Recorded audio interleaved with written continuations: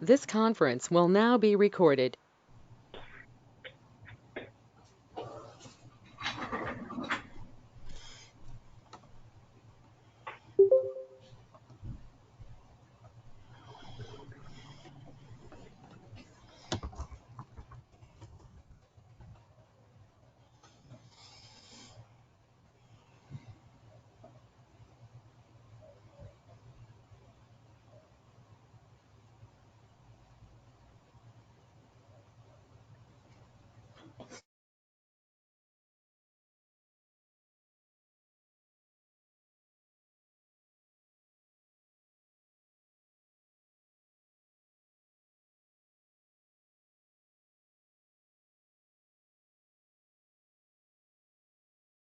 Looking Okay, audio's on.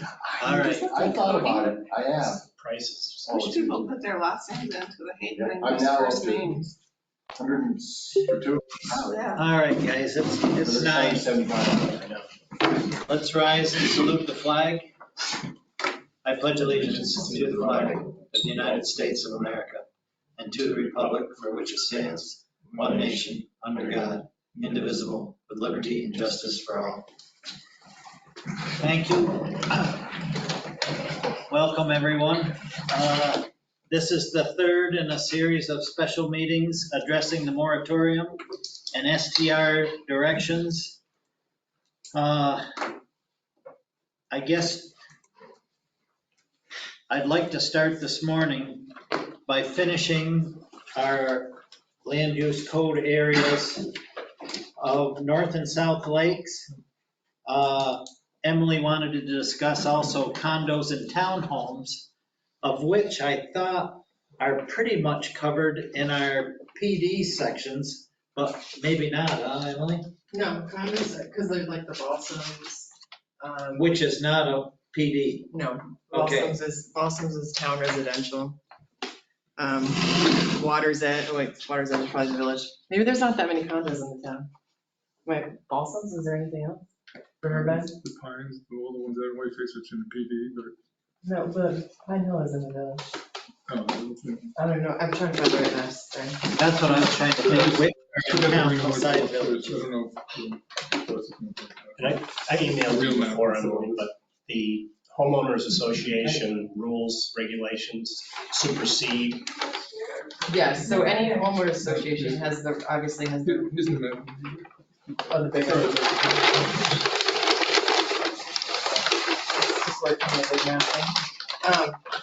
Any homeowners association themselves, because we have heard from a couple of homeowner associations Right. who's with concerns about having short-term rentals there, that and saying that they've been an issue. But any homeowner association has the right to say that you can't have short-term rentals within. Correct. They have their own governing rules. But how about the other way? Like if they said, well, I mean, like if they said that they can't have short-term rentals, but we said they could have. short-term No, the rentals, other way around. We said they can't, and they said they could, Yes. then we would. Okay. Yeah, governmental supersedes as far as I know. Yeah. With anything. Okay. So we want to stay on the condo topic. Darcy, I was just thinking, so it's the Balsams in the town, like what would be in the town? That are not part of PDs, because the ones that are, like Whiteface closets, we already covered that. Next, you got the Bulls ones out here. I'm assuming Riverbend is mostly in the. Riverbend is townhomes. Same thing though. Yeah, these townhomes would go together. And our town village line is the tracks, is the railroad tracks? This is So it's village. town. Oh, really? No, That's in the village. So Riverbend is all in the village? Yep, Looks the like- way it Seems comes like out Shabbat up Yeah. town. So Balsams is just outside. No, Balsams is in the town. That's what I mean. And there could be others that I can't think of right now, but, so, how, Pine Hill, that's village. Village. okay. The little ones on West Valley or Village. Mhm. So that's right there. So how the Land Use Code Committee proposed treating townhomes and condos was kind of following what is the existing law says, that it's one permit per unit, obviously, and that they have on a limited number of days. Balsams have a homeowners association, Mhm. which leaves All the them, condos do, some of them have multiples. okay, so it follows the same ruling as, They're Planned they're gonna development. police themselves, basically, Yes. with right, the, you know, not the noise necessarily, but parking for sure. You know, whatever other rules they want to instill into their own developments. okay. So do we need to make that clear that homeowner associations basically are in charge? Well, it's not that they're in charge because they still need a permit and they still Well, they- need the 24-hour contact person, they still need all those things. However, for the homeowner that thinks it's just plain, once they get the permit, they're okay, that isn't so. Yeah, but that's not our problem. Right, I mean, they should know that they bought into an HOA and that the HOA may have different rules, more strict rules. right. Um, So is Balsams the extent of condos and townhomes so far that we can think All I of? can think of, like Water's Edge's Village. But what the land use code committee also did say is that moving forward, if someone built condos or townhomes, it would have to follow, it doesn't get the same exemption, right? So if someone decided on, somewhere in rural countryside, which you can do, anyway, if someone decided in a different district to build like a bunch of townhomes, the Right, rule doesn't follow the townhome, the rule would follow the underlying base district. well, exactly. In terms of short-term rentals. So it's not like we're saying anyone who builds townhomes or condos, they can all be short-term rentals. It's existing condos and townhomes can be short-term rentals. And any future development of condos and townhomes follow, regarding short-term rentals follows the base district. The zoning, Yes. yeah. Did I say that correctly, Lucy?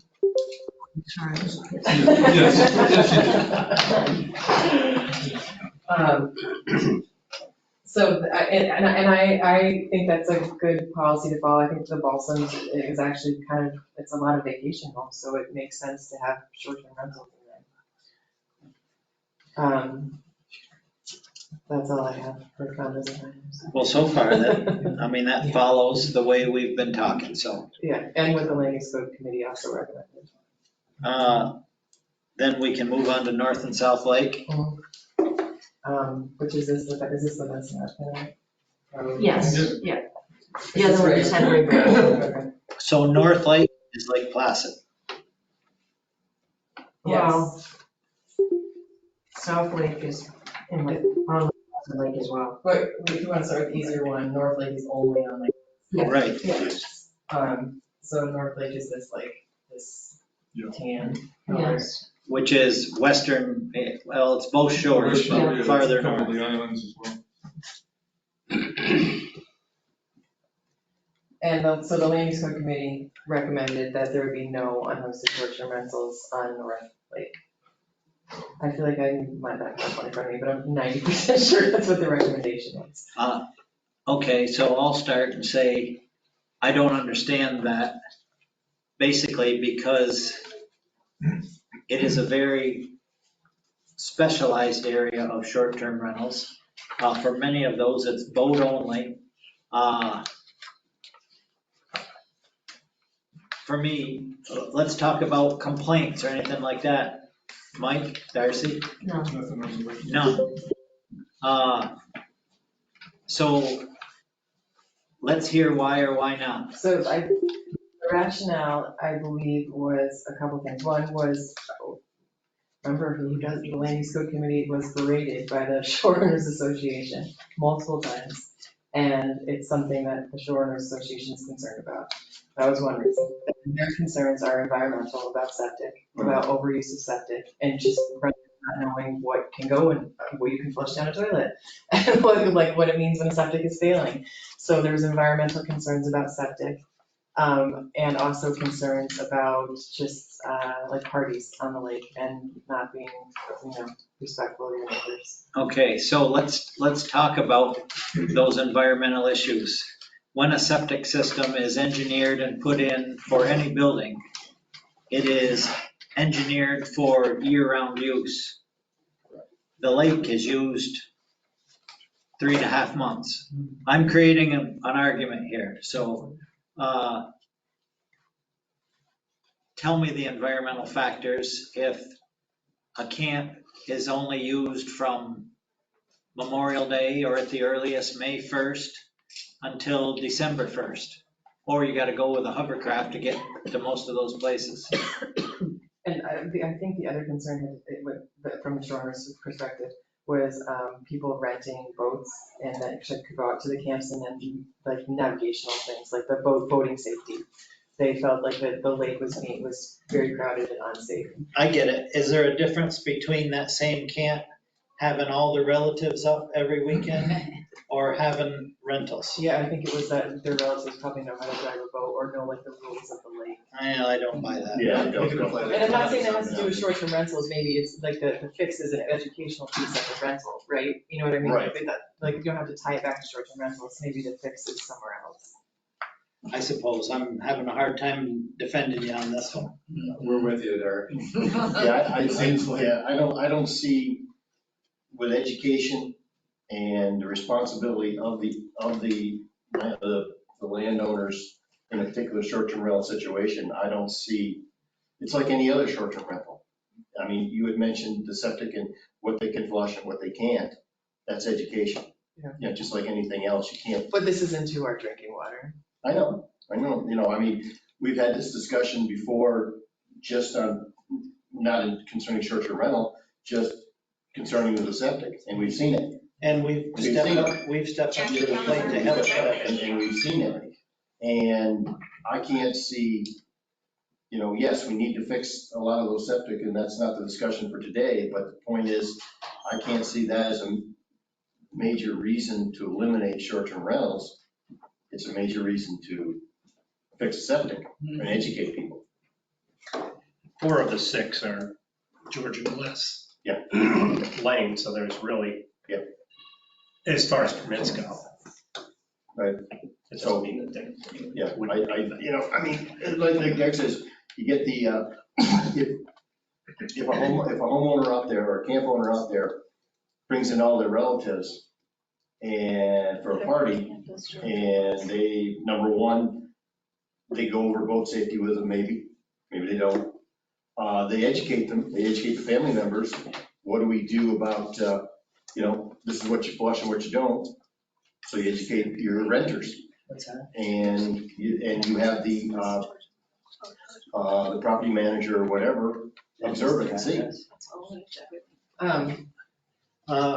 Can I ask for a clarification? There are 12 George and Bliss Lane. That is a common address for anyone on the lake? Boat access only. Boat access only. Okay. Yeah. Just so you know. Thank you for that clarification. That came from Lori.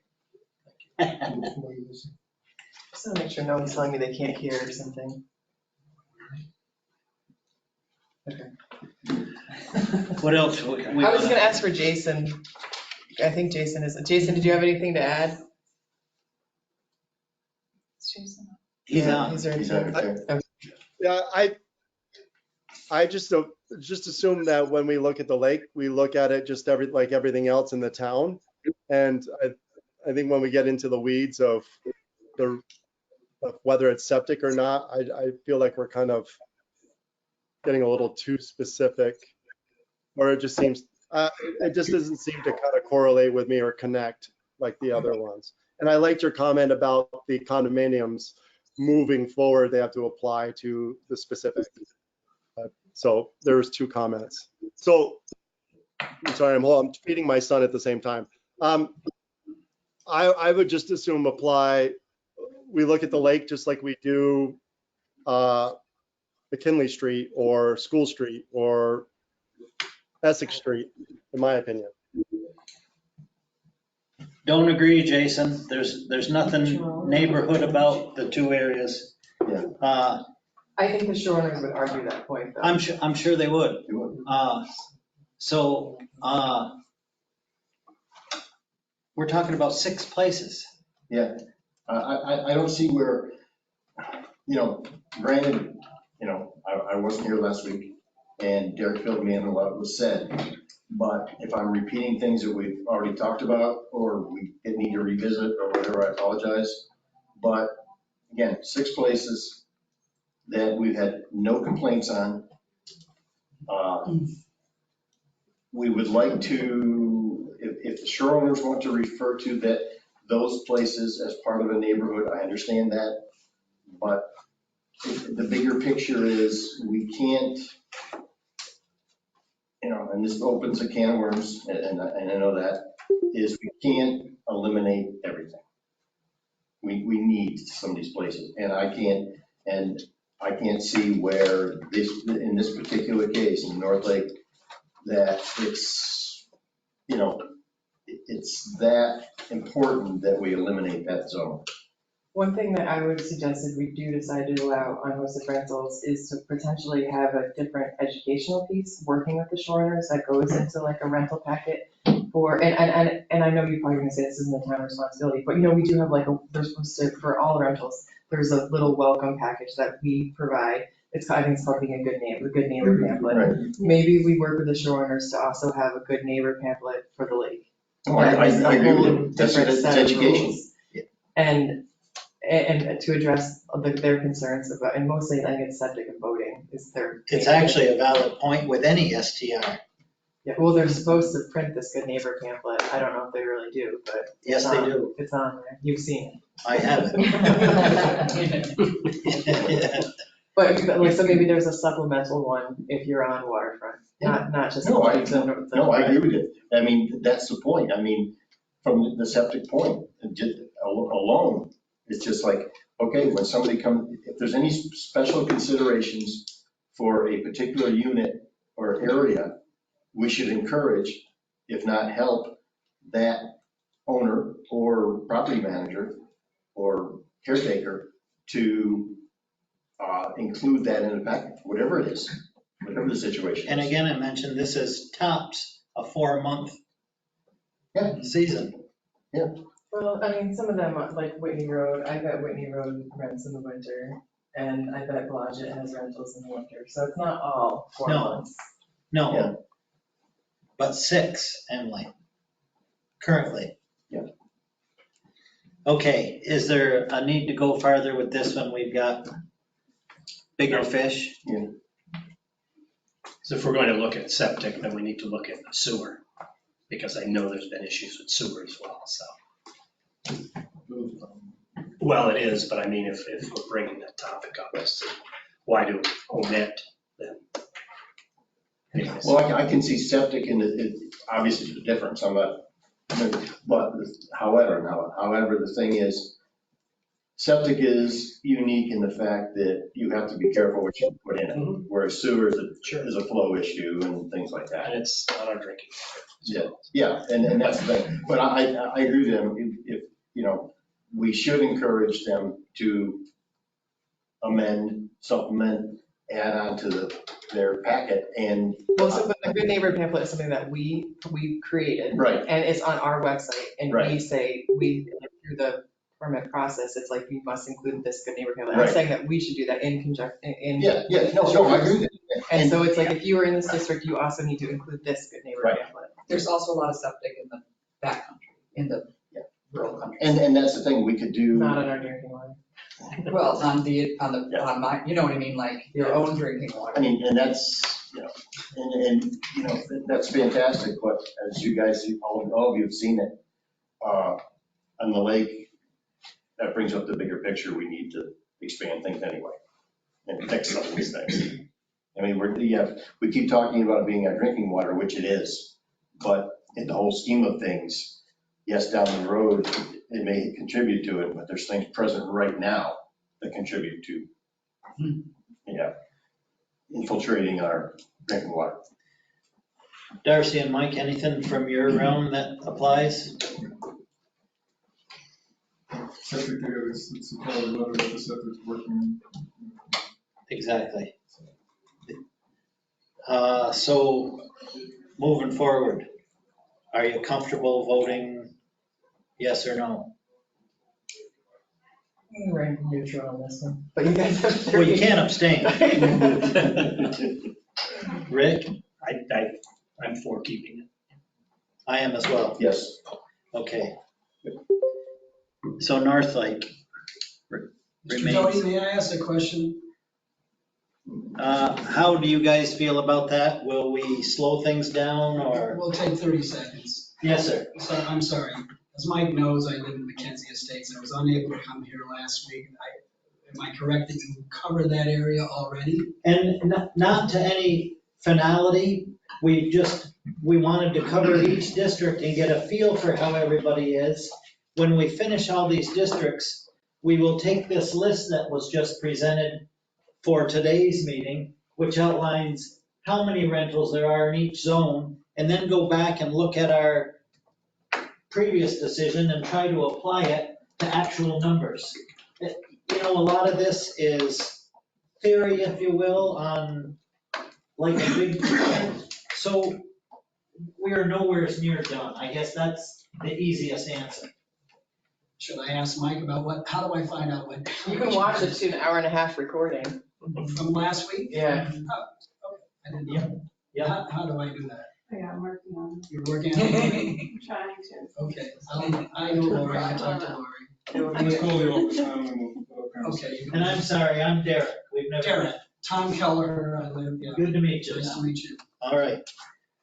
All right, So South Lake. so let's move on to South Lake and explain its perimeters, if you will, so people know. So two things. South Lake goes between town and village and is on both lakes. On Lake Placid, it's Peninsula, which is all town. And on Lake, and Ruslan. And then on Mirror Lake, it's Mirror Lake Drive, I think that's it. backside of Mirror Lake Drive. Yeah. And Northwood Road, and then Beach Hill. Okay. Right, this is Beach Hill. Yes, Which half is town Yeah. of Beach Hill. yes. Yeah, but so then, okay, and then this is Club. Like Old Club. Yes. So the land use code committee, the proposal for that was to no longer allow unhosted rentals in South Lake. With the caveat, there's a lot of, this is like a really complicated one, right? Exactly. So the land use code committee said, well, Peninsula Road has sewer, there's a maintained road for emergency vehicle access, and the same with Roosevelt, even though they're private roads, correct, they're both private, they're actual roads, you know, it's not like Logic or something like that, where there's gates and, so they said, pull in to allow unlisted rentals on Roosevelt and on Peninsula, and also if you fronted on Mirror Lake Drive. Say that again so I understand it. No, well, one question, I'm gonna ask one question first, I understand what you're saying. So what was the rationale between, the difference between fronting on Mirror Lake, fronting on Mirror Lake Drive? Drive, so it's both sides of the you got it, road. okay. Okay. No, I heard wrong, go ahead, I'm sorry. I know that Derek's gonna. Yeah, basically the same thing. So that was the proposal. So basically, what the areas that would not be able to have unhosted rentals anymore, in South Lake, if you take out those exemptions, are like Northwood Road and Beach Hill. Well, the part of Beach Hill that doesn't front on Mirror Drive, right? So like not the first houses, because I'm assuming this is considered Beach Hill. But those two front on Mirror Drive. No, I think that first one on the left is Beach Hill. They actually front this Yeah. one, okay. So maybe through this section, it's actually only one side of Mirror Lake Drive. If you go, and so if you can see on the map, it's Yes, I was going also, on. it's also all Over, yeah. this too, which is like Arsenal, and this is, like behind Northwood School. Like, where's the Cobble Hotel? That's the one on the corner right there, yep. And then, So you got this is what, Placid Heights or? yeah, That's one of, Placid Heights, yep. Vista, whatever. Yes, One is Vista, one's Placid Heights. Okay, so okay, no, I got it. So, And there's that village. yeah, village line is there, okay. So, We're talking about, I think it says 29 total. Yeah. In that area. so Mike and But the Darcy, thing is, any, we don't know based on the proposal, how many of those 29 are actually not out because they're on Peninsula, Roosevelt, or on Mirror Lake Drive. my next question, So exactly. you would go through and look at the addresses. But what we've been trying to do, right, is kind of stay, what we've done so far is we're kind of staying away from the overlays. We're trying to work within base districts. So like, this is one place where it's an overlay that we're talking about, not a base district. Because it is town residential? No, like, you know how we were trying not to, I shouldn't we were trying not to use the overlays, but we were looking at a different method besides the overlays. Exactly. It's just using base districts. If we want to stick with what the land use code committee recommended, it's back to an overlay. Yes. And Or you it's- could have it as an exemption. Like, it's just in text. Correct. So in text, it would say no unlisted rentals in South Lake with the exception of Peninsula Road, Roosevelt, and if you fronted on Mirror Lake Drive. Correct. So next, And you're in South Lake. Yeah. South Lake and those roads. Can you give the principle for excluding Northwood and Beach Hill? That they're smaller lots and more neighborhood-like. Is that village residential? Is that what it's zoned? No. South South Lake Lake. is, that's all South Lake. It's its own. So it's its own zone. Yeah. Yes. Okay. And so I asked Dean, I was like, why did you, in 2011, why did you make this South Right, Lake? right. Like, why? That's not South Lake. And he That's said, what's. because Beach Hill had connection, so they have rights to the water. Mhm. Well, I'm like, this doesn't have any right to the water. So if we followed Mike and Darcy's theories, or should we just say Mike theories?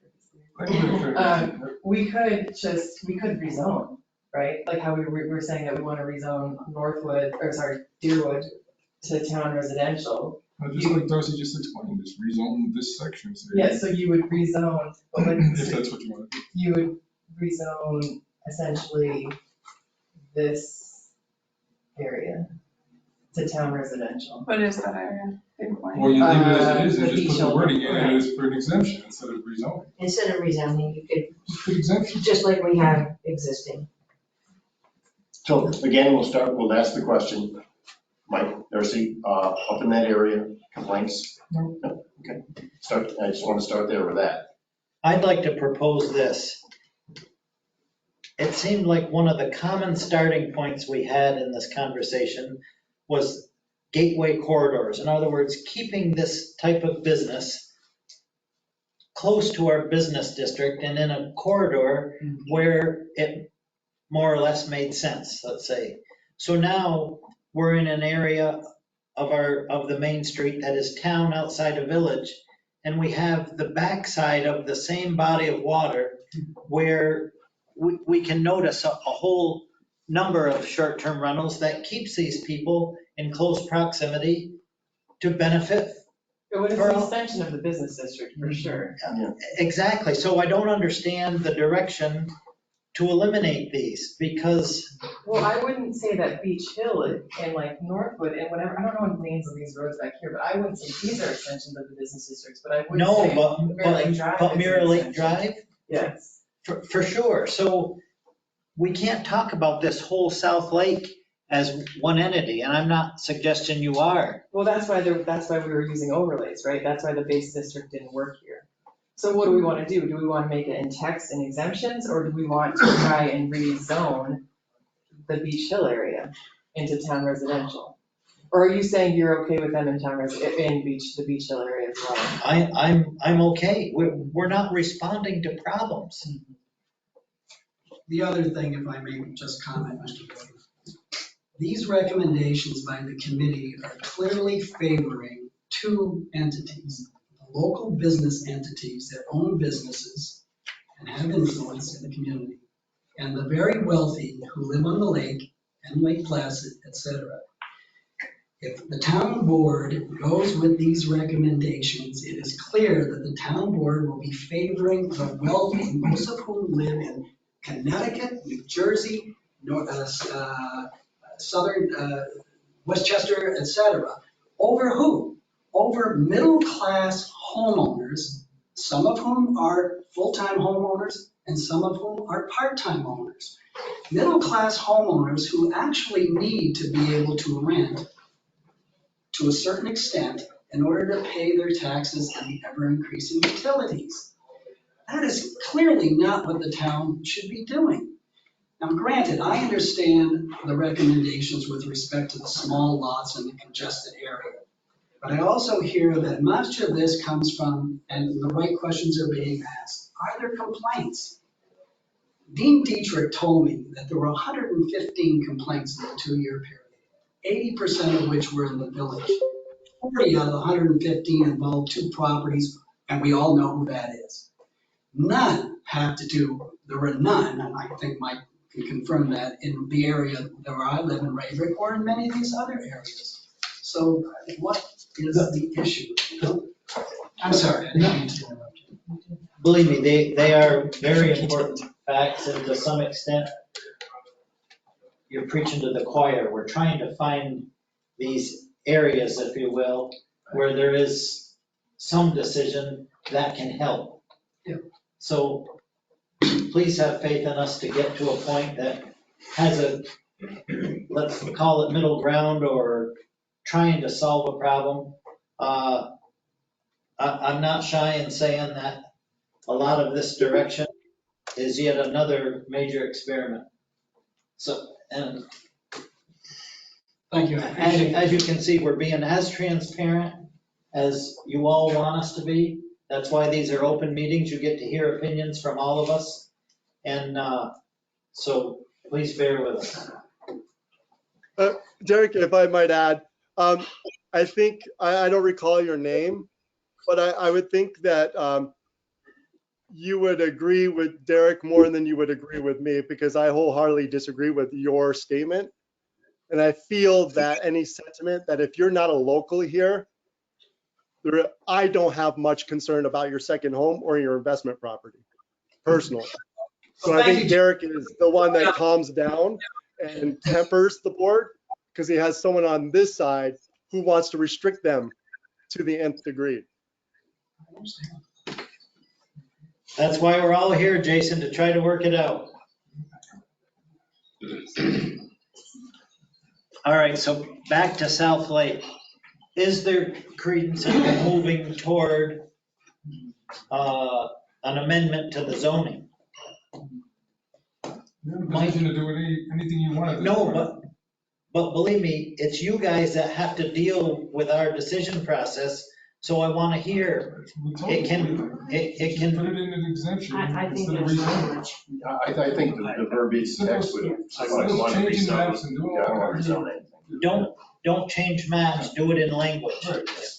So then everyone is okay with as it's proposed, oh no, so you're not, I'm not. okay, and I am. So I guess that's a decision point. So I'm okay with the Roussement Peninsula Near Lake Drive. Let me start the conversation here on why I'm not. It isn't solely to support short-term rentals.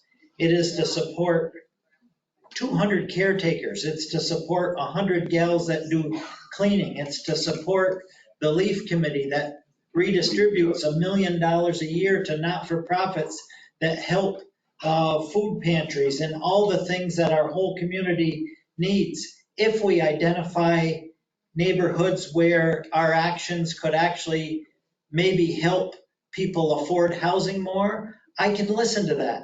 But I can't be part of ripping an economy apart. That's it in a nutshell for me. Yeah, and so to me, that this is actually an area of compromise, right? Like, we didn't say no everywhere, we said no in the smaller lot areas. What is the lot size? Sorry. I don't know, but in South, can you look up what the basis was? In Northwood. Yeah, one of the things which I'll expand upon, which Derek brought The up, base was is the fact high, that, I'm sure. these houses, we say no more short-term rentals. So these Unhosted. unhosted, no more, I'm sorry, thank you, Mike. No more unhosted. And they're X number of dollar houses, and they get sold to local, well, the idea would be to sell them to people that would be part of a neighborhood. I just don't see them doing that in this particular case. There's many places in the town outside of Village. Well, so like in my Beach Hill example, I would say that if they can't be short-term rentals, they'd probably be sold to someone as a vacation home who uses them occasionally and is maybe more tied to the community because it's a home to them, even though it's not a full-time home, it's a home. That's the It's thing. not an investment property. Well, we all know people that I was coming up with term for that, but I can't quite put my finger on it. But the point is, I don't see that helping as a neighborhood.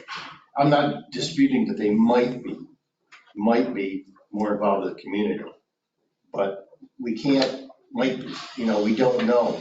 And the people that are gonna buy these, particularly because they're just off Mirror Lake Drive, are going to be treated like that. And therefore, there's gonna be, you're not gonna increase the neighborhood. It's like in my neighborhood, I'm sorry. I mean, we're not the village, so we can't do it, but in my neighborhood, then my neighborhood's never coming back. I know that. Yeah. And I think that's another example of it. It's not coming back. So, and being on the Leaf Committee, or going to that, yes, we distribute, it's closer to 2 million, Right. okay, dollars per year to all these areas in North Elba, these nonprofits, including the village and town, for projects and everything. Who knows, when we get done with this, we can look at it and go, okay, that's chopped in half, or it's chopped in 2/3, or whatever. But we gotta look at that too. So down the road, what are we going to gain? I don't, We're I also wouldn't giving lose them more than planning and places to expand. Like, I remember, I said I'm willing to revisit the Gateway Corridor thing. right. And then they can expand into rural countryside, anywhere in rural countryside, anywhere. That's, thousands of lots. They can expand on the lake, they can expand on Roosevelt Peninsula, Mirror Lake Drive, anywhere in, well, I know. I won't speak to the village, but I know, no, but I there's understand any you talking, planned development district, all of Whiteface Club, but all number of the one, Balsams. but you're not gonna bring back in this particular case, we're talking about Beach Hill, Rosamond. I don't believe that you're going to bring back a neighborhood. I said Rosamond can have them. Okay, sorry, all right. It's I was mostly, just going it's across. Beach Hill, and I don't know the names of these streets over here, but with like the little developments behind Northwood Road. Okay, And the there, other side of Northwood Road. yeah, you do have a possibility there for those homes back in there, Vista, Placid Heights, and whatever, but particularly Beach Hill, I don't see it. So I guess what I'm saying is if you want to include in being able to have unhosted, in addition to the ones we already talked about, I might consider agreeing with including in that list Beach Hill. Whereas, correct me if I'm wrong, Darcy, because we were talking about, so it's Vista, Placid Heights, that's the two, right? Mm-hmm. And And then on the other side, Norris Knoll and oh, that's right, okay, up in there, forget the other one. Yeah. Where, Linda lives. yeah, North Knoll, is it Autumn or something like that? Maybe. It was. could I be, think it's Autumn. could be. I've been up in there. And now is Cobble Hill on that? I assume. Like Mount Whitney? No. Cobble Hill, there's Cobble an Hill. address here for Cobble Hill. There is, yes. okay. That, Cobble Hill, I don't see the neighborhood there either, but, no, Cobble Hill's the other side of Northwood. Yeah, Goes toward Wilmington. It's off the, It's in the back. backside of it or whatever. It's like a handful of that. yes. That's right there. Okay, yeah. And there's, and this little road goes up in there. Yeah, Yeah, I mean, the thing that I look at is the fact of the majority in that area in South Lake I think we should continue to allow unhosted. There's a couple small areas that maybe not, but I think there's more, excuse me, there's more reason to leave it unhosted than not. Agree. I'm having a problem with Beach Hill. I think that could come back as a neighborhood. I really do. Have you ever driven back there? They're tiny little houses. There's some there, but they're, yeah, I just don't see that. I see the other ones, but I just don't, I've driven all back in there and everything. It'd be helpful to have a lot size cutoff, I think, just so that it didn't seem so arbitrary. What is the base? 0.7 for new lots.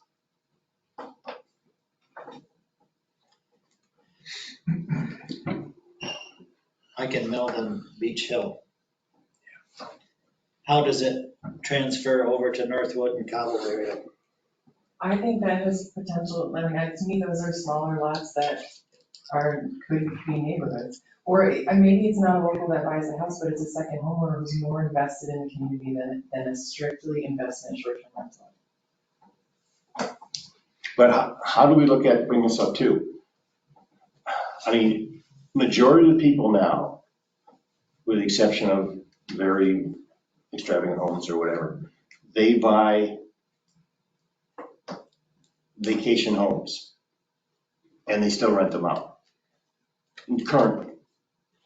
I don't know, I just have a problem with it. So But I could see beach, possibly. we've taken beach. others, go ahead. My name's Nancy Kelleher, Tom's wife on Covey. And I'm one of these people that go down the trail in my mind to what you do and the impacts it has. Aside from what Mr. Dottie has said, I've gone down, and I'm not a realtor, I go down 2 trails. You make no more short-term rentals, or you restrict them so much that the market is flooded with homes for sale that sit there empty. That's the first possibility. Second possibility, it becomes an extremely elite area where only wealthy people can live here. Do we want either of those? Do we really want to go down this trail of picking and choosing who can rent, when, and where? We've already made restrictions, 14 days, 90 or 120. That's one thing we've already done. We've made it very apparent that you can call when they have a complaint, and there's only been 2. How is that a problem?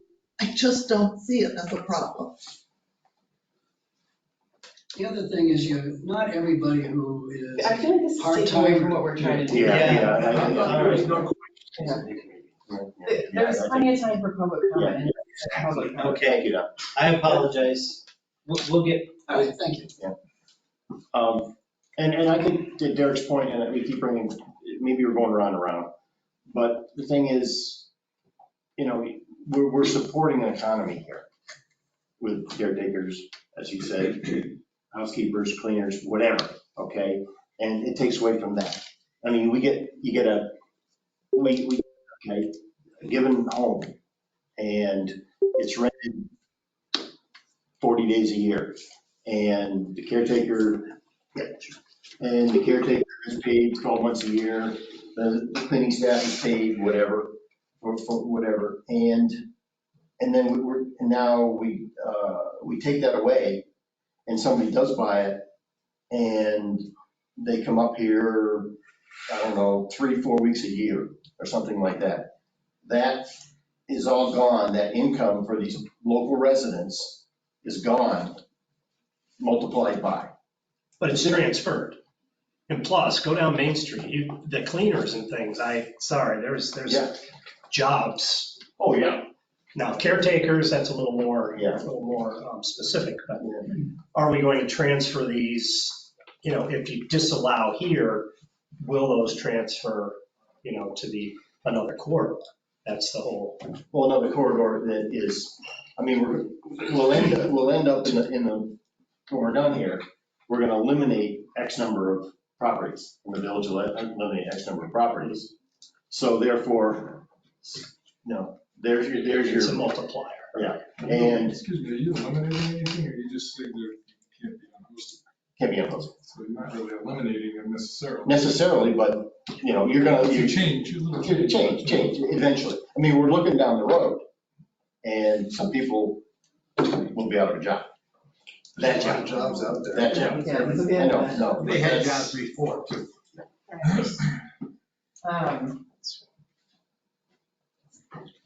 So I don't know where, so our agreement on South Lake is that we think that the exemptions of Peninsula, Roussillon, and Mirror Lake Drive make sense. And where we're stuck, so the other road that I didn't mention is Mount Whitney, which was not included in an exemption. And probably because Mount Whitney doesn't have sewer and is not that well maintained road. Actually, it's pretty good. But there's no sewer. It's actually private roads though. It is private road. They're all private.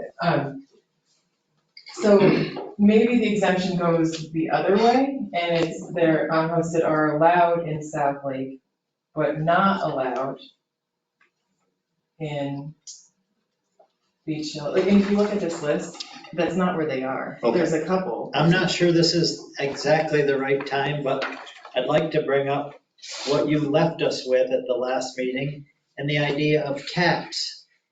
If looking down the future seems to be the major concern, and we don't have existing problems now, why don't we consider a cap and pick a number that we're all good with, leave it alone, and there's nothing further to be worrying about? I mean, every time we get into an argument on an area, it seems that like the conversation goes to, well, what if? What if? What if? We're looking down the road. So we have a way to save a tremendous industry and limit what happens in the future. So whether we find a few areas to cut out some unhosted, we have the ability to leave something that is working much better since our initial efforts on this STR law and restrict things down the road. We're starting to get on a squirrel cage here and just going in a circle. Yeah, and so when I stop and think about like a middle ground for like Beach Hill area with a cap, I'm a little bit more okay with it. But I don't know if we're at that discussion yet. Like, I don't know if we want to finish base districts and agree on, like, because it's hard for me to think of middle ground if we don't actually have a middle ground established. We will get at it real fast when we bring up town residential again, knowing that we have a very solid industry with no complaints. And if you don't want any more, that's what we address. I like that acreage idea, because then you can kind of structure it so the more affordable homes have no STRs. Some proxy. Yeah, the reason why I struggle with South, the only reason I struggle with South Lake is because these, like, it's 0.7 acres, it like, a beach, and don't say Beach Hill hasn't had complaints, Beach Hill has had complaints. And maybe it was before the system, but like, but those, it's so tight in Beach Hill. He didn't even say anything. I don't want complaints to be the driving force. Yeah, I also don't want complaints to be the driving force No, either, you know, it's not just about that. The only complaints I know about are the ones that are on the system. The rest of them are people just complaining to complain somewhere on Facebook. No, I just think for each area, we should just get a feel for it. I agree with you. I don't think it should be a major factor in any of this. I just want to know, as we go along.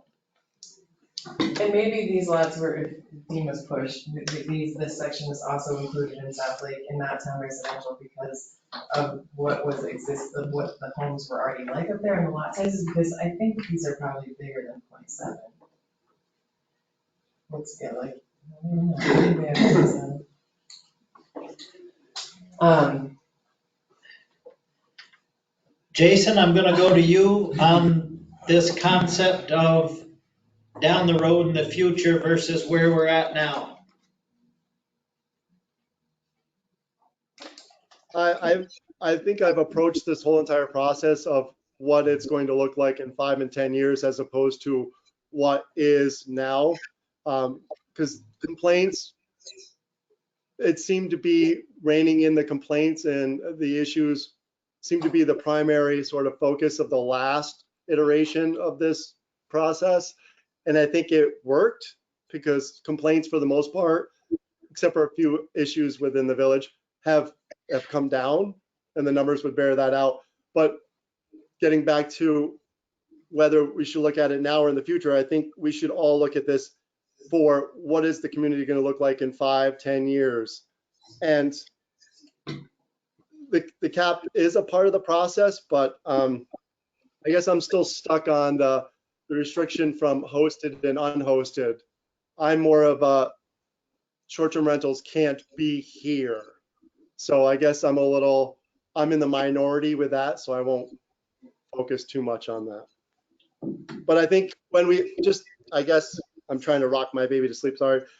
Just to answer your question more succinctly, Derek, is that I hear Dick saying, well, there isn't a complaint now, but there seems to be, and I don't look at what's going on now, it's what's going to happen once the rudimentary sort of proposal we have is implemented, and what are those impending sort of the implications of it.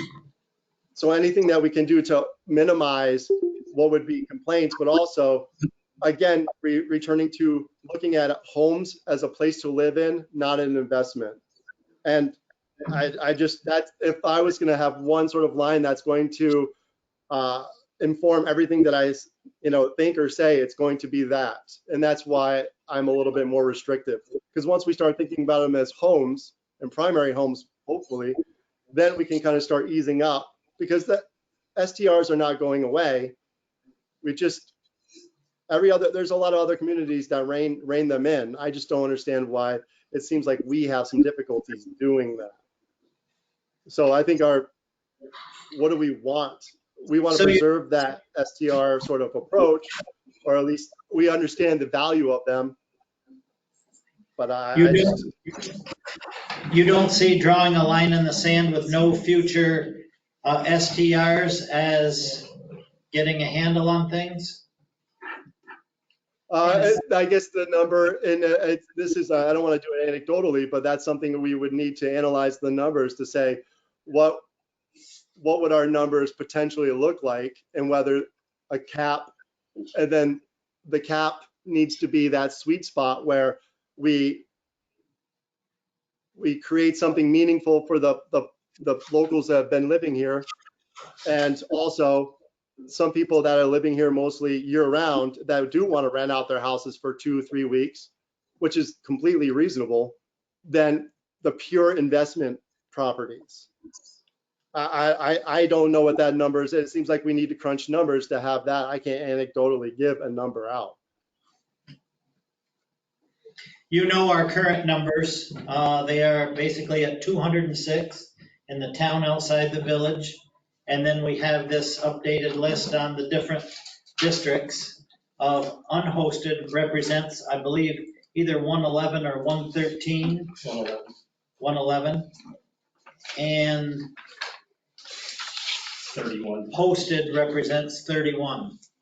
Well, I apologize, Derek. I guess what I was saying is that once we have this sort of tentative, the board informally, like straw poll, agrees with how we're going to go, what are the actual numbers potentially going to be after we decide all of that, I guess that's what, maybe, Emily, correct me if I'm wrong, if we get through all of the different sort of districts or areas and we have a sort of fundamental idea of where we are, then we can look to see where that middle ground is, what that number would be. Am I correct?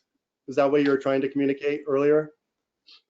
Yeah, I don't know if there is a cap, I don't know what the number is, but that's what I am envisioning as the middle ground. But what I think maybe Jason's getting at, or what I was trying to get at, is that we maybe in the end, like, let's say we go with what I'm saying, Kurt, and we take out Beach Hill and Northwood Road, we only give those 3 road exemptions, Peninsula, Roosevelt, and Mirror Lake Drive. Right. Then and that finishes every district, right? Right.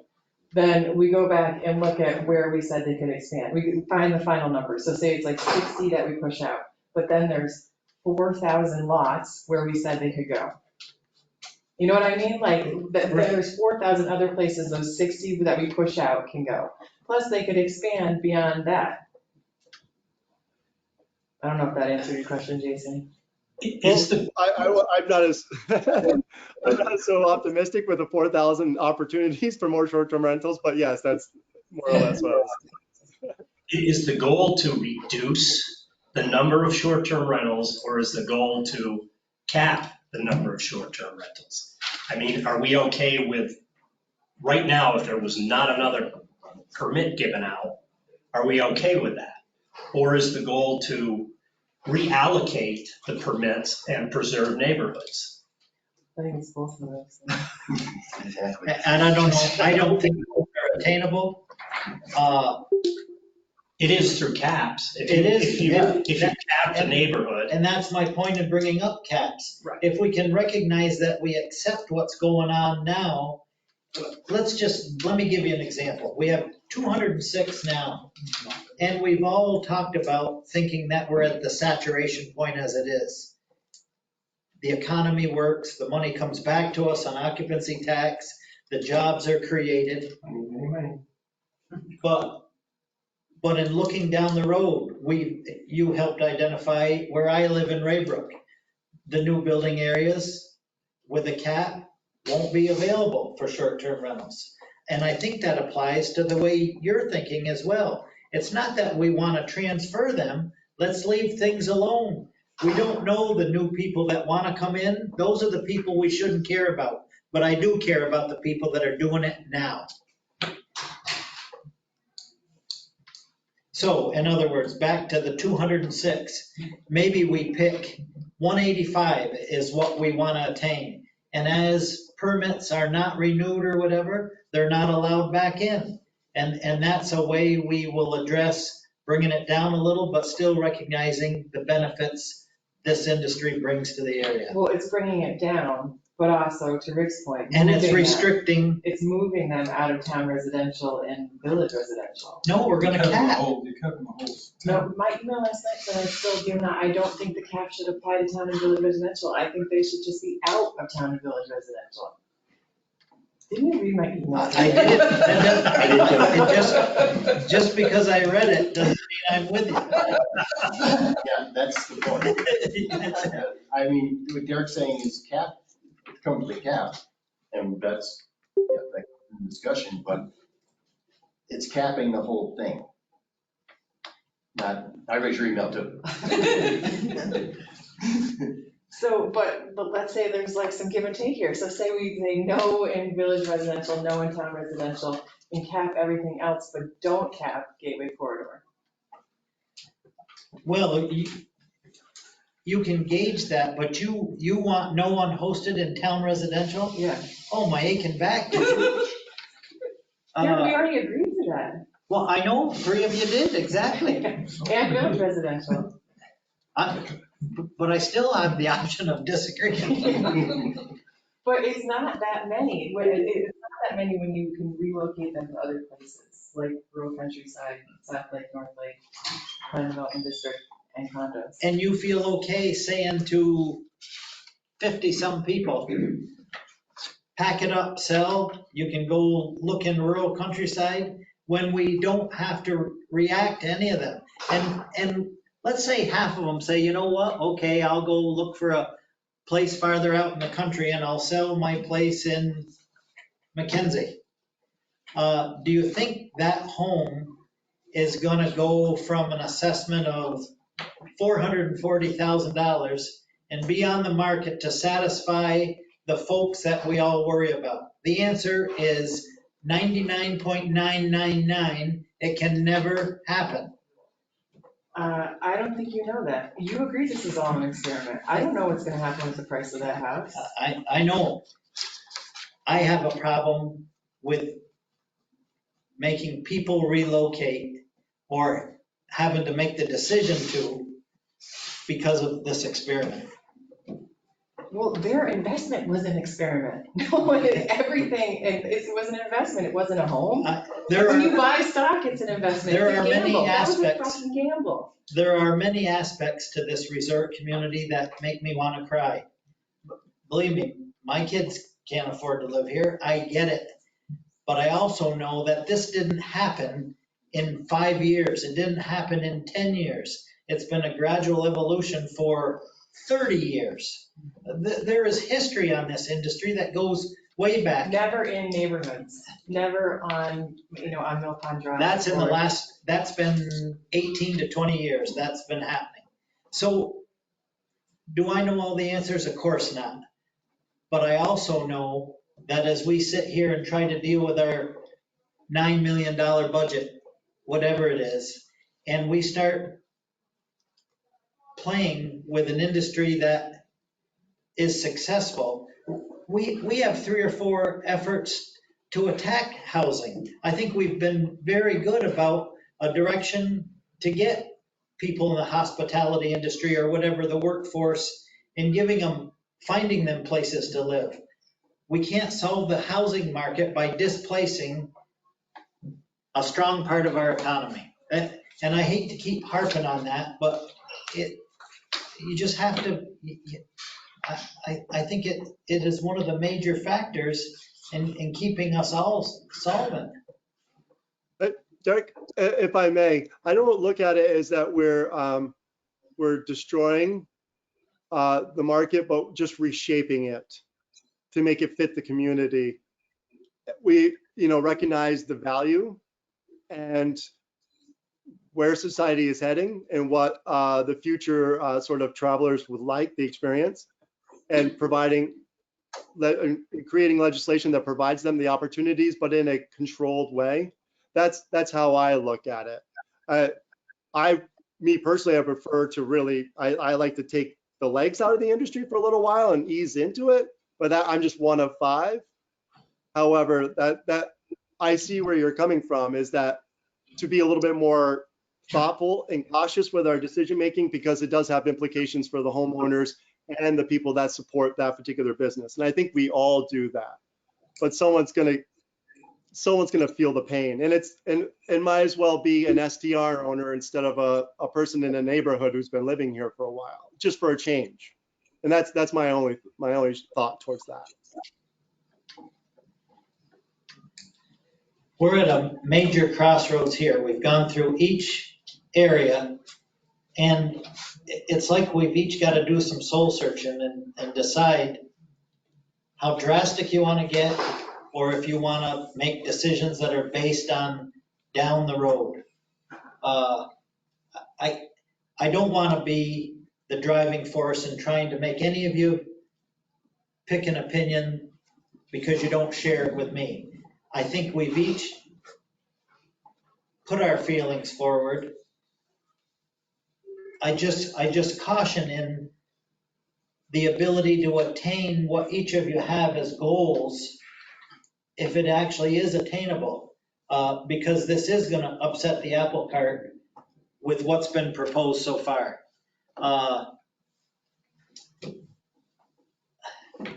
One other quick example, when we went through the pandemic and the rest of the state was down between 11 and 14% in sales tax revenue across the state, we were between 8 and 11% ahead because of our great outdoors, and it was a healthy place to go hide during the pandemic.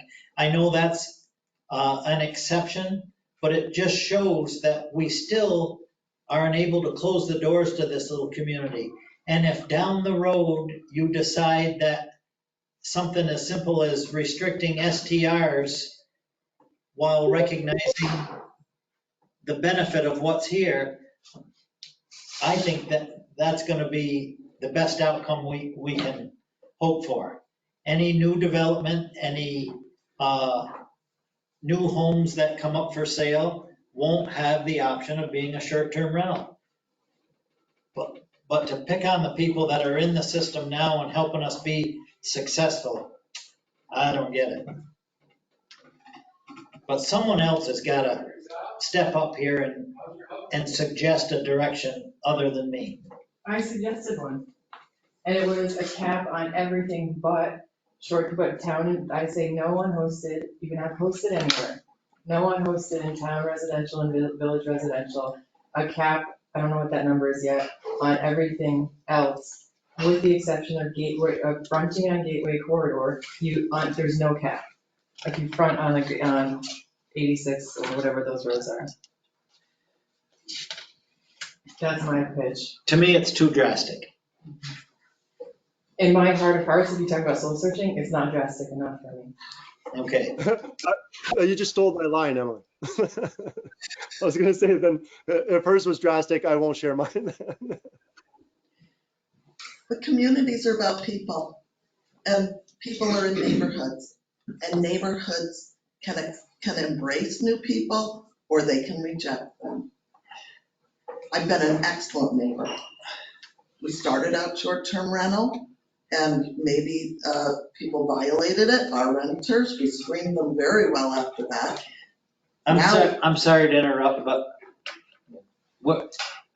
we're at that critical point where letting the outside right now just. Right. I'm sorry. So I'm against unhosted. So where we're at, Dick, I understand Emily and Jason. Yes.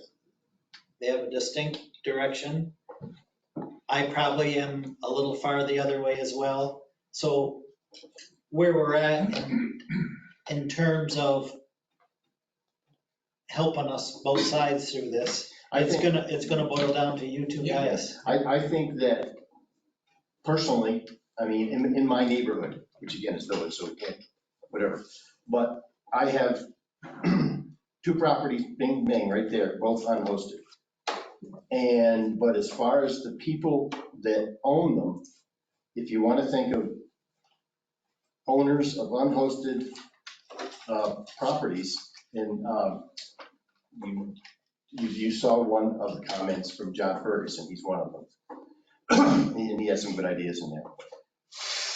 When they're here, they are involved in the neighborhood. I can't say the community, but the neighborhood, which But is. they're good neighbors. They're good neighbors. They're good neighbors. One of them used to live here. He and his wife worked at Northwood School. They moved to Western Massachusetts, but they're here, when they can be here, they're here. They were here over a weekend. And when they're here, they're good neighbors. And I know there's many out there that aren't good neighbors, but we can't say that, and back to the point of, okay, so we say, in a certain area, you can't have unhosted, and somebody comes in and buys that house, who ends up coming 2 or 3 times a year, who pulls in and, you wave to them and they don't wave back. They don't want to know who you are or anything. They just want to, they want to partake in the area.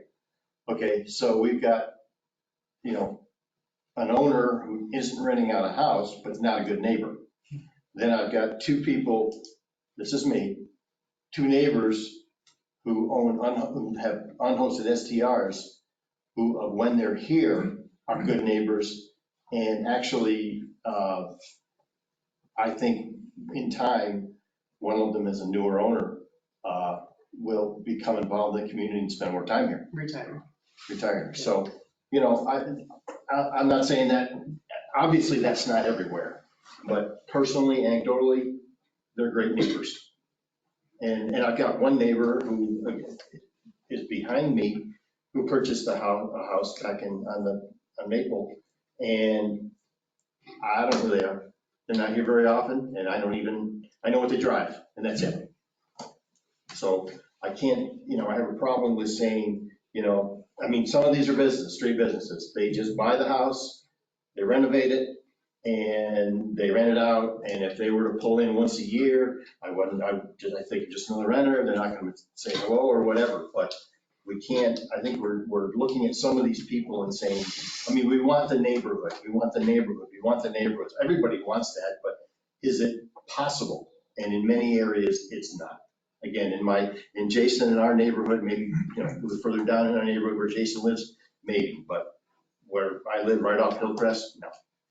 And again, that's a village, so we can't really say, we're not gonna talk about I'm in that. the village too, and Right. I agree with you.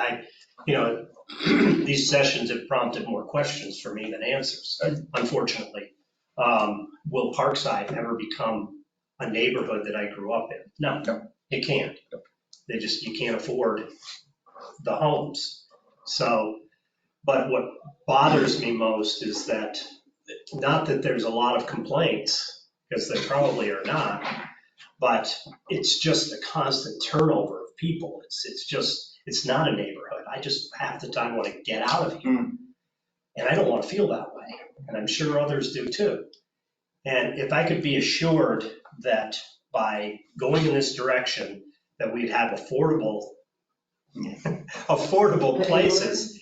Prior to retirement, I lost 5 people that wanted to move here, high-paying jobs, $80,000, $85,000. They couldn't even find an apartment. So, but I can't be assured that if we go in this direction and restrict, that there'll be affordable places to live. Well, that's the big thing to me is, when I look at it as a neighbor coming back, is I grew up in a small town where I knew all my neighbors, obviously a long time ago, but there was no short-term rentals or anything like that. And everybody, just like everybody knew your name. But so you look at my neighborhood or any neighborhood and look at the pricing and look at that, and people, by what we're doing, whatever way we go, with the exception of a few neighborhoods, people that we want to move to our neighborhood and recreate a neighborhood can't afford it. They can't. They just can't. So would a solution be to not allow any new permits? Exactly. So my house goes up for sale. It cannot be a short-term rental. And then we look at it. If the house sits on the market and is empty for, 6 months, the realtors can't sell it. Well, we're in the middle of a moratorium. I know. No, but Right. that's, I mean, and No. look what's happening to the real estate market, nothing, it's the same. It's the same. that's, Because I truly believe there's people banking on the fact that they'll be able to short-term rent. oh, yeah. But again, I don't know who made the point, but, do we want to live in a place where only the upper class can afford and live? That's why I'm suggesting capping everything that's in place now, and those middle of the road people that are putting all their short-term rental income into the property or into improvements or into the services, remain. I mean, some of us have in our minds, I think all of them, not some, all of us have in our mind what we want as an end result. And everybody's not the same, but you want a neighborhood, you think we want this, you want that, you want this, you want that, okay? And I don't think a lot of it's attainable by over-restricting. And at this point, I can't say what that is. Over-restricting. And I tend to agree with Derek in the fact that cap it. And I think we'll get there. We're not going to get there, but we'll obtain the same thing without, hurting ourselves as much.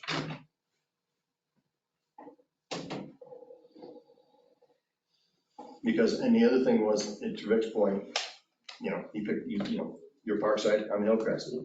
And, my wife is like, Rick, they grew up here. We stand at the top of our driveway, and she says, so-and-so used to live here, so-and-so used to live here, so-and-so used to live here. And it was a neighborhood and everything, but it's gone. And that particular area, no, never coming back. Well, a lot of these aren't.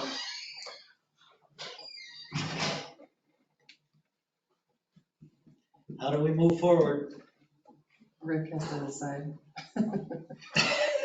Have we gone through all the districts? We have gone through all the districts. Well, We can just, regardless of where the capping applies, we can talk about capping more, just how it would work. Regardless whether it applies the way I said it or applies the way that Derek said it. Because the one issue we had talked about is if the permit transfers, right now the permit does not transfer with property. And so if we change that, does that mean that like with the cap and the permit, does the permit transfers with the property? No, it does not. I think that's a good rule, that a permit does not transfer. But we've been advised that it should.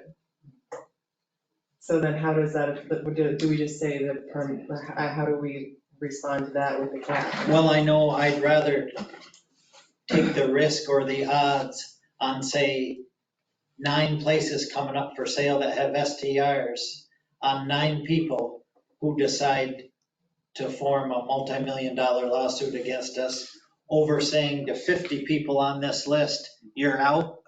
Because I bet, well, again, I'm speculating. It's a good speculation. I think. Yeah. I think this direction on capping would be universally accepted by our present industry rather than a big elimination of STRs. So where we wouldn't change the fact that it transfers with property? That it does not. That's right. We would leave that intact. And I think if we come up with a reasonable number, and, we can talk about that too. I'm not proposing what that is right now. But if we come up with a reasonable number, in other words, if a property sells and this person wants to buys an STR, we use the STR and they can't because of the cap. If we come up with a reasonable number, at least down the road, possibly they could at some point, and chances are they will. In other words, if it's 206, we can't, to put some numbers in place, at 206, we can't put a cap on 120. But we could come up with a reasonable number. And this is not the time for discussion of that number. I'm just saying. And so then there's a wait list that's maintained. Correct. And it's a wait list or it's a lottery. I did sort of wait list. In doing a little bit of research, Aspen has that. Yeah. And they, since doing it, they have not had a wait list. Really? Yeah. And they It's only cap. that they've capped, yeah. I mean, and that comes to the point of a reasonable cap. Well, like I said, you can't say 206 to 120, but you can say, well, you said 185, which is to me in the range. Where's the 206 come from? If you, what isn't in there is planned development district Okay. and condos, Yeah. right? Okay, so that jumps it up. Total number of active permits as of the day of that report. Okay. Oh, and what else, and hosted are not in there? Right. And 14 day or less. Well, Posted is in the back. Posted is in the back, Okay. right? Condos, 14. 142.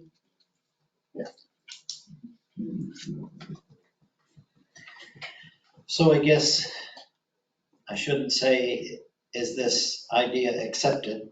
Because I know there are Well, there's two ideas on the table. right. I'm comfortable with a cap.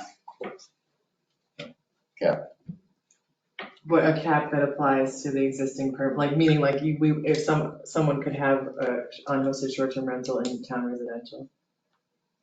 And Yes. village residential. Yes. The cap for the I complete. can't see, I cannot justify to myself why it would be different, other than developing neighborhoods. And I tend to agree reluctantly with Dick, but I don't see some of these neighborhoods going back. And if they do, through attrition, which we probably won't live to see, but they just might come back.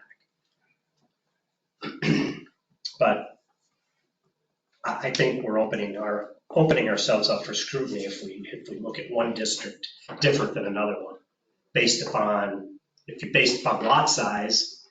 Yeah, but we already do that, right? Right. Zoning already does that. Like, Right. I can't open a restaurant at my house. Correct, right. Or a hotel. Yeah. What?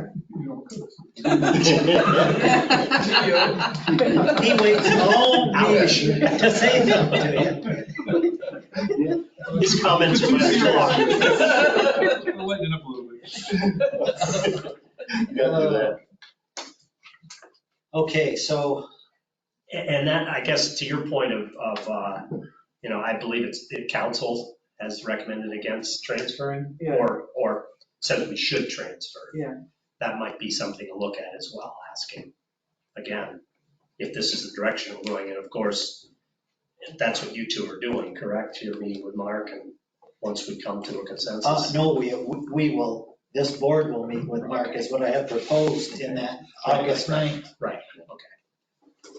I'd like to see that, I think with a cap and over time, and like Derek's point, probably in our lifetime we'll never see it.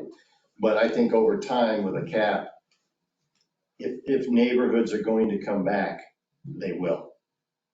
Because the houses, the homes, the buildings, whatever, in certain potential new neighborhoods or revived neighborhoods will come back. Other ones won't. Okay, here's to try and come to another compromise. Because I really don't want unlisted rentals in town residential and village residential, I just don't. And what if we say, to Derek's point, as a compromise, that the ones that are there, we allow them to continue until transfer of ownership. The existing ones in town and village residential, we allow them, but you can't get new ones. We're saying no new ones at all. But I'm saying that you couldn't even get on a wait list in town residential and village residential. So once the current have exhausted, Right. no new ones can come in. At all. Into those two districts. Yeah, okay. If you allow permits that have transferable, with property transfers, then you're never gonna need a wait list because you're never gonna have more than you can. Wait, say that again? No, yeah, say it again, Mike. So the only way you're gonna lose anyone. Yeah, because the short-term rental is not never gonna become another short-term Right. rental. That's proven fact. That is documented fact that once a house is You know what short-term I'm saying? rental, it never goes You back. sell your house as short-term rental to Emily, and she gets your permit, if she can automatically get the permit. Right. The people on the wait list are gonna be in there. Right. Perfect. And that's why I would prefer that it doesn't transfer. Yeah, I agree. I think we need some. Or what you're saying would do the same thing. I mean, as far as numerical. Wait, say that. What's that? What was I? About village residential and town residential. Yeah, just so that there could be no, so to satisfy, like, what Derek's concern about pushing people out is that there would be no new permits in those districts, with those permits, like, you couldn't get on a wait list in those districts. Right, right. But you could get on a wait list in rural countryside and plan Right. development. Exactly. Now, Mike and Darcy, I know we're not the village, but there are certain areas that village runs into town on the same stretch. Could be across the street. Right.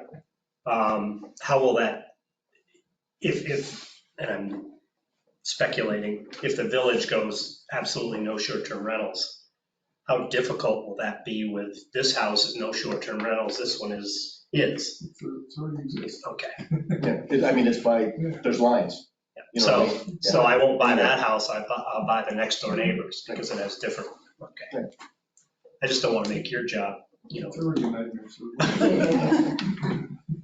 And we don't want to make it any easier. Of course not. No. We don't want to make it any harder, but we don't want to make it any easier. I feel compelled to share. Emily's pathway seems to be something that I can get behind for sure. So in other words, so we're right on the, I mean, we've got two things. The other legal question though is that the attorney also recommended amortization, which is kicking them out. He didn't recommend continuing until time of sale. Really? Okay, I mean, these are recommendations, which we should listen to. I'm not wrong. I'm not saying that's wrong.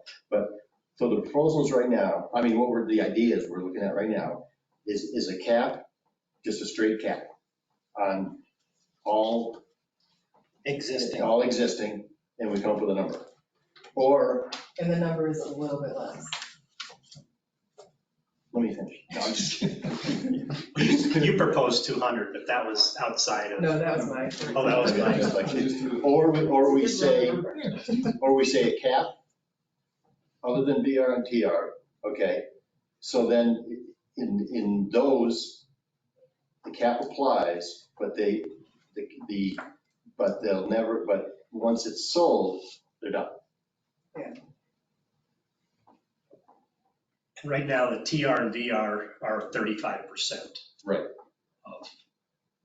Of the permits. So if you increased, we'll get into that conversation. Yeah, I know. Okay, here's one unintended consequence that I can think of, is I actually enjoy that there are short-term rentals on the corridor because it cleans up our corridor, right? Like it makes our corridor look nice. Would I prefer they were hotels? Yes, because hotels have more units and more jobs. So if an unintended consequence is who's gonna invest in a dump on a corridor if it can't be a short-term rental because there's a cap?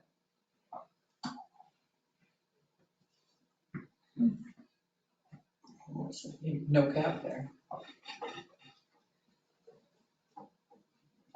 So what are you saying? What do you want to do? That maybe there's no cap on fronting on a corridor. Just don't you, when you think about. No, I got you. No, It's been very helpful to Yes. have short-term rentals Oh, it has, on the corridor. yes. Well, it's been helpful to have short-term rentals. So now you have me curious. You are flipping and going the other way. So what do you want on the backside? Oh, The okay. cap applies. Okay, the cap applies. So you have to front, this is how it is now with the language of fronting. Yeah, so So no open in cap. Gateway Corridor, Gateway corridor. and frontage. Frontage. So they can do what they want, no cap. Yeah. Okay. I'm listening. That's good, actually, Emily. So can we go back to Senate Village Resolution? You saw it coming, yeah. Well, No, I could get behind the town and village, TR and VR when sold. I think Yeah, that we have some and legal And that'll be slow enough where we can sort of, watch what's going on. There are ways around that. They could put it in LLC and then the LLC. It's transfer of ownership. Yeah, but the LLC doesn't change. The people buy the LLC. You have to be really careful. People will find ways around that. They find some. That's been one of my concerns, is the LLC component. And this is what I brought up in the village during the first go around was, what does a transfer look like regarding an LLC? You could have 5 people, but if one of the group buys another one out and then sells it, they can just changing the people, the LLC stays the same, but the people change in perpetuity. So that doesn't seem to make sense for me. That's not how it works. Gotta be Jason. careful. But I think it's just a legal question to make sure that we're covered, so they're Yeah. not just buying out the LLC. Yeah, I think we could come up with wording for that. That's not how it works now. You gotta sign an affidavit With with your your list LLC of or not. owners. It's a list of owners, Right. and as soon as those owners change, it's a transfer. The transfer. But the owner's an LLC. No, in No, the, but it could be. Oh, in the permit Individual application, owners you have of to the list the LLC owners. Have to list their names, and those people change, they transferred, no longer Okay. getting listed. Done. Do we see a benefit of capping in the corridor that maybe I'm not wasn't thinking of? No, like you said, it cleans it up. And Well, I'll tell you what, you can count properties in the corridor, that's pretty easy. Yeah. And the cap applies. I mean, boundary lines aren't gonna change. Wait, say, meaning, Meaning if the corridor coming in from Wilmington to Raybrook has 57 properties now, then you know there's gonna be 57. then we know that's, those don't change. It's defined. I just don't think, Emily, I don't want to see, I don't want to really cap the corridors, because if something is sold, and then who's going to buy it? I mean, somebody wants to get out, and it's cleaned up. Chances are, if that property is sold, it's going to be continued as an STR. If it has to be put on a wait list, what happens to it? This way it's just transferred. Well, let me say this to you. What about the cabin that's on the corridor now that's an STR, and somebody recognizes that he can come in and sell paddle boards, and it becomes a business? That's not a loss, that's a gain. Yeah, okay, I'll give you that, yeah. So I'm just thinking if it's just, chances are, I'm just looking at a building that's definitely a home. right, You know what I'm saying? There aren't too many places, not that they wouldn't happen. I'm not saying it wouldn't but happen. the corridor carries with it the ability, if I'm not wrong, for both commercial and residential. In the same property even. Exactly. So I apologize. The cap, as far as the corridor, I thought we wanted to encourage development in the corridor or STRs. Wouldn't capping it deter them from doing that? Is that what you're saying, Dick? Yeah, that's what I'm No, saying. I only said it, and then Dick agreed with me. I don't want to agree with you. Just for the record. You must have stepped away from the computer. And again, like Rick said, these developments can be years. So to just plain accept the idea of capping in general would be a tremendous start. I guess, like Rick said, the point is, I think the cap is a better way to go. We can define, we can break it down, but I think. Fronting on the corridor. And I guess prior to any more in-depth conversation, should we seek counsel to see if we're even headed in the right direction? Yeah, I think that might be our next If step. he's like, no, absolutely not, you can't do that, Yep. because there does seem to be some discrepancy. Then at this point, should we make next week's meeting attorney-client privilege? Yes, I think we have reached the point where we can. Are we at the point where we know it's one direction or the other? I think we've got a consensus of where we want to go. Now we got to see what we can do. All right, with 2 minutes to go then, I hope everyone on virtually hears and you people hear that next week's will be attorney-client privilege, so the public won't be invited. You're gonna be an executive session. Right. That's just I'm opposed one to guy that. has to be careful.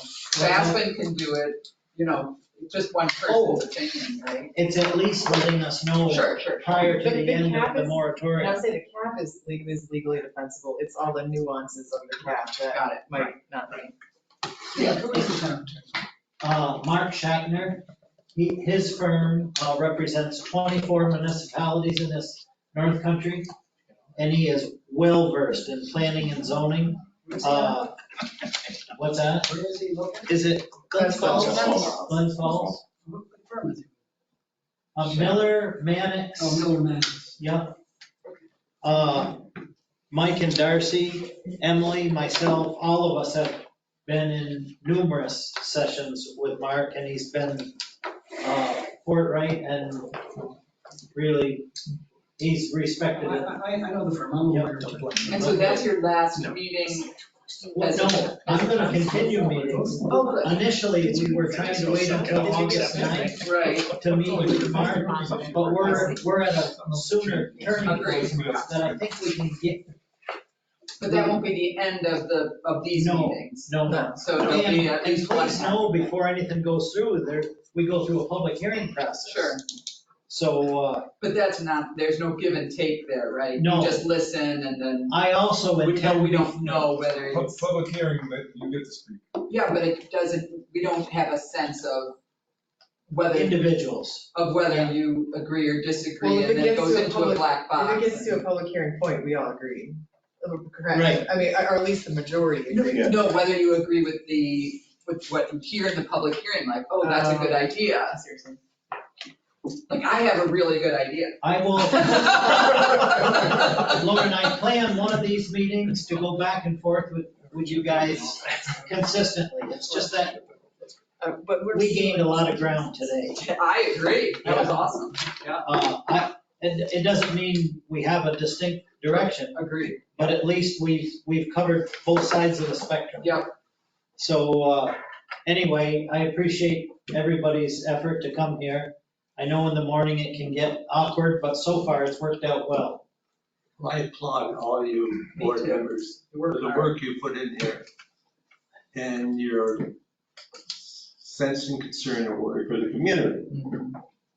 But I think you're in a maze. I don't think that a goal has been firmly established as to what the hell we want and need and defined. And I'm not even sure if the permit has been defined. When somebody buys an STR permit, does that mean for, say, a house? That's for a single-family residence. One permit. But what if within that single-family residence, there are multi-rooms that are each rented out, not to the same people, but to different people each night? Aren't those STRs? No, Bed and breakfast. Well, then they're hotels. hotels or bed and breakfast or, Or multiple short-term rental permits, like Jill. Or illegal, yeah. or illegal. right? Well, you're missing out some income, because income seems to be very important to this board.